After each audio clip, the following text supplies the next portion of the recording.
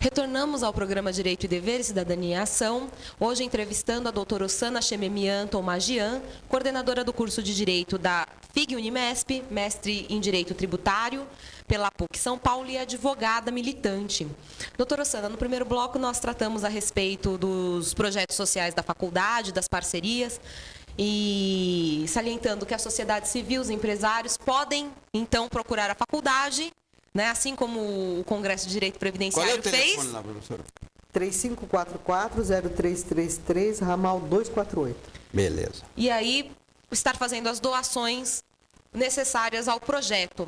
Ah, mas eu não tenho uma empresa, não tenho nada. Mas você pode ir com um brinquedo, doar, que vai estar ajudando uma criança e de grão em grão, completa-se as 3.000 e poucas crianças amparadas na sociedade. Mas, falando em cursos de direito, há algum tempo tem uma grande polêmica entre manter ou abolir o exame de ordem da categoria. Eu tenho uma opinião, eu acho que a doutora comunga dessa opinião com relação. Eu gostaria que a senhora colocasse com relação aqui, então, aos telespectadores, se é realmente um projeto, né, do Eduardo Cunha, que vai solucionar realmente essas questões do ensino, da educação e dos advogados, ou se nós vamos criar, na verdade, uma grande lambança no meio jurídico e denegrir a questão da atuação do advogado. Isso. Praticamente você resumiu minha resposta. Eu sou totalmente favorável ao exame de ordem. Com a situação do ensino jurídico hoje no país, ele é necessário.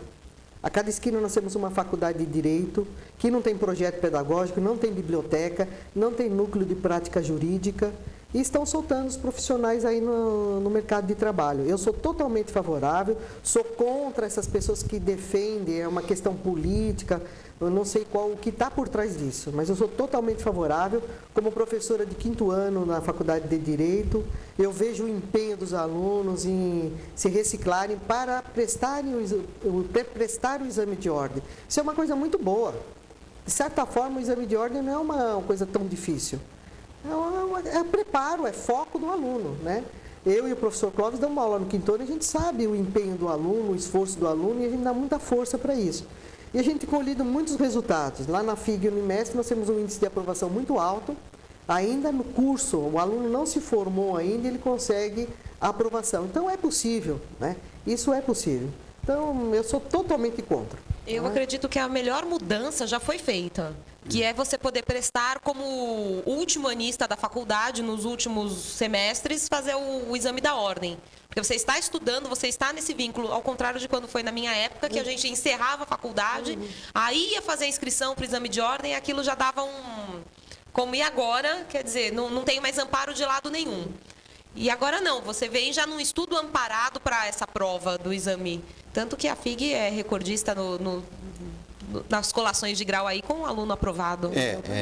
Na verdade, veja bem, Tatiana, o exame de ordem hoje é permitido ao aluno que está no 9º e 10º semestre. Isso. Então, ele já como aluno pode fazer o exame.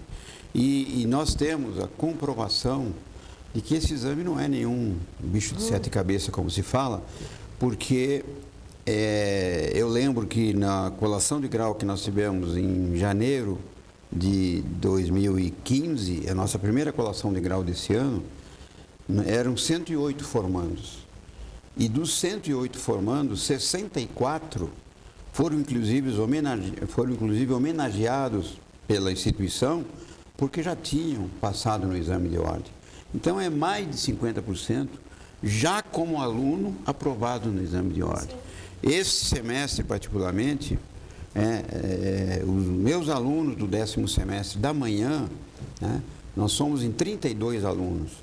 Nós já temos 9 aprovados e 15 que vão fazer o exame agora, no dia 13 de setembro, na semana que vem. Então, e eu brinco com eles, e até no estímulo, na motivação, que essa será a turma que vai chegar na colação de grau com pelo menos 85% de aprovados. Então, se isso é possível, o exame de ordem não é essa coisa tão complicada. E tem mais uma coisa para desmistificar isso aí.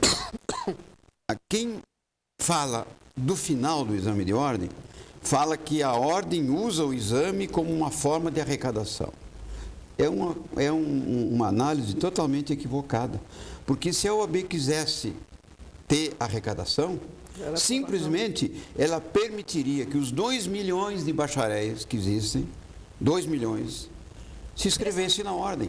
Porque aí eles não estariam pagando 200 e poucos reais para fazer o exame. Estariam pagando uma anuidade de 900 reais. Ora, 2 milhões pagando 900 reais, para a OAB seria muito melhor do que fazer um exame e ser reprovado. Então, é uma questão muito mal colocada e que, como a professora Luciana mesmo falou, existe aí uma motivação política, uma guerrinha. Sim. E eu até já comentei num programa hoje tem atrasado. ainda a questão de aproveitar, né? Você passa na primeira fase, se não consegue uma aprovação numa Exato. segunda fase, você consegue fazer uma repescagem com essa segunda fase. Antes não tínhamos também isso. Vai pra passou, repescagem. passou e se não perdia tudo, tinha que retornar do zero. Eu sou totalmente favorável. Eu vejo o empenho dos alunos para passarem já no 9º semestre. Nós temos colhido frutos. Olha, antes de vir para o programa, tomei um cafezinho com o professor Levi Emanuel Magno. Ele é nosso professor, promotor de justiça. E no café ele me falou, professor, o que nós vamos fazer? No 10º semestre que eu estou indo dar aula agora, 7h30 da manhã, ele falou, quase que todo mundo passou no exame de ordem. Todo. Eu falei, professor... Eles esse 10º que eu estou falando. Esse 10º. Ele falou, eu falei, professor, eles precisam cumprir agora, precisam ser aprovados na faculdade. Então, os alunos estão levando com seriedade, é uma coisa muito boa. Vou dar um exemplo, se me permite. Eu tenho um aluno na faculdade muito carente mesmo. No projeto Dia Feliz, ele foi na minha sala, professor, ele disse o seguinte, professora, eu posso ajudar o Dia Feliz, sabe como? Eu faço cocada, primeiro ano. Eu faço cocada, eu vou vender cocada e vou comprar brinquedo para o Dia Feliz. Eu pensei assim, nossa, esse aluno vai dar alguma coisa na vida. E ele fez isso. Hoje, no 9º semestre, ele passou no exame de ordem, prestou concurso público, passou nos primeiros lugares. Hoje ele é assessor de desembargador. Então ele ficou focado. Então, se o aluno não passa, critica, quer tirar o exame de ordem, os políticos aventureiros aparecem por aí de plantão, não dá em nada. Então, a faculdade precisa ser séria. Hoje nós temos faculdade de R$ 1,99 em cada esquina. Não tem compromisso com nada. Então, hoje você manter, por exemplo, uma faculdade como a FIG de 50 anos no mesmo município, no mesmo local, né, com professores de 40, 30, 20 anos, é difícil. Nós estamos vendo o que está acontecendo no mercado hoje, infelizmente. 20 anos de atuação, não é de idade. Né? Não, é de atuação. É de atuação. Muito bem. Bom, vamos falar de reforma tributária? Vamos, a doutora Tatiana, a professora Luciana está doida para falar sobre tributário, que é o... Né? Então, vamos lá. Vamos. Doutora Sana, nos bastidores nós já conversávamos, né, com relação à reforma tributária e muito se fala, né, de imposto único, de mudanças nas legislações. E enquanto a gente fala dessa reforma tributária, que eu já vi 4 reformas na Previdência Social, grandes reformas na Previdência Social, e a tributária não saiu do papel. Né? Essa reforma sai ou não sai do papel? É necessário? É necessário ou não é necessário? Não, o Brasil precisa passar por uma reforma geral, né? Reforma política, reforma administrativa. Ética. A reforma tributária, no meu ponto de vista, não vai sair na forma como pretende, como estão pregando. Uma reforma tributária estrutural, como imposto único, é impossível. Como que você vai reunir 27 legislações do ICMS em uma só? Só um tributo tem 27 legislações. Então, é impossível. Né? Da forma como estão pregando, eu acho que não vai sair. Eu sou favorável a reformas pontuais. Nessa linha de pensamento, o professor Paulo de Barros Carvalho, que é referência no mundo da tributação, do direito tributário, o Roque Carrasa, né? Então, são personalidades que a gente tem que refletir. Quando alguém do mundo jurídico, que é o número 1, e ele diz que a reforma tributária ela deve ser pontual, você tem que refletir, porque ele é o melhor. E eu, como seguidora das lições do professor Paulo de Barros Carvalho, e até hoje eu participo dos grupos de estudos do professor Paulo de Barros Carvalho, foi meu orientador, fez parte da minha banca, né? Então eu sou contrário à reforma como estão pregando, né? Mas a reforma pontual, isso eu concordo. Agora eu tenho outro dia nós tivemos uma entrevista com um outro colega aí, e eu coloquei o seguinte, que há necessidade de reforma, isso é unânime. Mas eu percebo que cada setor, cada segmento está querendo uma reforma. A sociedade como um todo acha que tem muito tributo, que a carga tributária é muito alta e que deve de racionalizar e diminuir os tributos. O governo, por outro lado, também, não, vamos fazer a reforma tributária. Mas a gente percebe que a preocupação do governo não é diminuir tributo, é aumentar tributo. Então essa conta não vai fechar. Na realidade, ninguém quer perder receita, né? Ninguém quer perder receita. O problema da carga tributária no Brasil é uma das mais altas do mundo. O problema do Brasil é que não existe a contraprestação. Então você paga uma carga tributária alta, mas não tem a contraprestação dos serviços. Então esse que é o problema. Não tem problema de saúde, educação, meio ambiente, o aposentado, né? Então a contrapartida que é o problema. Então às vezes você vai no restaurante, você pede um camarão que custa R$200 o prato. Está muito bem feito, muito bem servido. Você paga os R$200 e não reclama. Agora, se você paga os R$200 e não está bem servido, de boa qualidade, você vai reclamar. É o que acontece no Brasil. É insuportável a carga tributária no Brasil. E a divisão é desequilibrada também, né? Porque os municípios que estão mais próximos da gente, né, tem uma fatia pequena da carga tributária. Se não me engano, é 18%, 19% dos tributos vindos da União, né? O Estado é 40 e poucos e a União fica com uma grande... Né? E é Nós complicado. estamos com um grande problema, essa questão de contraprestação. É só isso que precisa ser resolvido. A guerra fiscal se estabeleceu no Brasil, né? O Estado da Federação brigando contra o Estado da Federação. Né? Como disse o professor Eduardo Jardim recentemente lá na faculdade, né? É uma falácia, né? Tudo que estão falando aí. Olha, tem um livro que eu recomendo, Carnaval Tributário, de Alfredo Augusto Becker. É um grande jurista falando sobre a situação tributária do Brasil. E eu sempre recomendo a leitura para os meus alunos e aos telespectadores também, a vocês, Carnaval Tributário. É maravilhoso esse livro, que conta a realidade e as profundezas, né, dos bastidores. É mais uma coisa no Brasil que acaba no carnaval, né? Não, entra carnaval, acaba em pizza, né? E ele mesmo fala no livro, a cada carnaval se fala em reforma tributária e não sai, e não vai sair. Não vai sair. Eu até costumo falar assim com relação, porque uma das partes do direito tributário é a parte de custeio, que é a parte que eu acabo atuando dentro do previdenciário. E muitos falam assim, existe um déficit na previdência social. Esse déficit é ilusório, se a gente for pensar que 57% de todos os tributos e impostos que são arrecadados são destinados para os cofres da Seguridade Social. Agora, o grande engano é que lá no artigo 165 da Constituição diz que deveriam ser isso daí dividido entre os pagamentos das dívidas públicas e os benefícios previdenciários. E não existe isso. Aí criaram a desvinculação da receita da União, que seria de 20% para o pagamento dessas demais dívidas. E eles nunca ficam nesses 20%, ultrapassam. O último fechamento que teve foi de 76 bilhões do orçamento de lucro da Previdência Social, com 56 milhões já pagos dessa desvinculação. E mesmo assim, no início do ano, 8,5 bilhões foi invadido no orçamento da Seguridade Social. Né? E o que a gente tem de contraprestação? E aí a gente fala, pegando nessa questão constitucional, Estado Maior de Direito e outros benefícios e reserva de possível. A contraprestação, sabe qual é?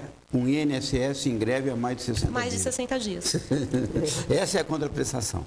E não tem o atendimento ao segurado, ao cidadão, à sociedade, como deveria ter. Como nós estamos praticamente chegando no final desse segundo bloco, e eu sempre digo que quando o assunto é bom, o tempo voa, né? Eu só queria fazer uma pergunta para a professora Osana, porque espaço para criar mais tributo, acho que está muito complicado, né? Não tem mais espaço. Mas existe um tributo que eu tinha cabelo e já se falava nele, e nunca vingou. Imposto de grandes fortunas. O que a senhora acha? Vai vir esse imposto? Esse imposto seria uma solução, talvez, para aumentar o caixa e pegar pouca gente, porque no Brasil as grandes fortunas são reduzidas a uma pequena parcela. O que a senhora acha disso, já para fazer o nosso encerramento? O imposto sobre grandes fortunas está previsto no artigo 153 da Constituição. A competência é da União. Mas até agora a União não criou, mas ela pode criar. existe uma grande discussão doutrinária na linguagem descritiva, o que seria grandes fortunas. Então, se nós pegarmos 20 livros, nós vamos encontrar 20 definições diferentes sobre grandes fortunas. É muito subjetivo. Muito subjetivo. E uma definição que eu encontrei na internet, grandes fortunas, é uma pessoa que é rica é aquela pessoa que não tem necessidade. Olha só como a doutrina que investiga o direito positivo, né, ela chega a isso, né? Uma pessoa rica é aquela pessoa que não tem necessidade. Imagine se o legislador pegar essa definição e criar o imposto sobre grandes fortunas. Eu acho que é necessário, o brasileiro já paga imposto sobre a propriedade, sobre o serviço, já paga muita coisa. Agora, pagar imposto por uma grande fortuna, primeiro precisa definir o que é grande fortuna, que ninguém sabe ainda. Cada um tem uma definição. Então, eu acho que vai demorar de entrar esse... Graças a Deus, Mas a né? porta está aberta, porque a Constituição prevê, né? O senhor será tributado, né? Eu? Não, porque quando vier o imposto, eu já estou num outro plano. Com certeza Essa vai... é a minha esperança. É da competência. A minha esperança é que demore, não que eu vá logo. É da competência. A qualquer momento poderá vir, né? Poderá surgir. Mas eu acho que vai demorar bastante. Não sei se a doutora Osana, até como últimas considerações, não acha que deveria, então, simplificar essas legislações tributárias e se a complicação dos textos não daria margem a essa sonegação que a gente também visualiza aí. A carga tributária do Brasil, como eu disse, ela é pesadíssima e favorece, né? Quer dizer, abre janelas para a sonegação. Eu sou favorável que as empresas façam planejamento tributário. Eles têm que contratar profissionais da área jurídica, da área de contabilidade, na área de... Planejamento. Fazer um planejamento tributário. É isso que o brasileiro não tem essa consciência de fazer planejamento. Ele só procura um profissional na hora que ele foi autuado, que o fiscal está dentro da empresa dele aí e já não buscar um adianta mais. advogado. Mas se nós tivermos a consciência de planejamento, vai ter economia de impostos, que muita empresa paga errado, não sabe que está pagando errado, porque o contador é uma profissão muito boa, mas ele cuida de regulamentos e o advogado cuida da Constituição, da lei complementar. Então, eu sou favorável a isso. Eu sempre incentivo o empresário a ter um corpo de profissionais voltados ao planejamento tributário. Doutora Tatiana, o Fábio está desesperado ali. Nós já passamos o tempo e o finalzinho. Dá encerrado, então? Encerra. Por favor. Então, muito obrigada, doutora Osana. Obrigada pela companhia, doutor Clóvis. Obrigada a você, telespectador da TV Destaque. Se ficou dúvidas, direitos e deveres, tvdestaque@proleges.com.br. Fiquem com Deus e até o próximo programa.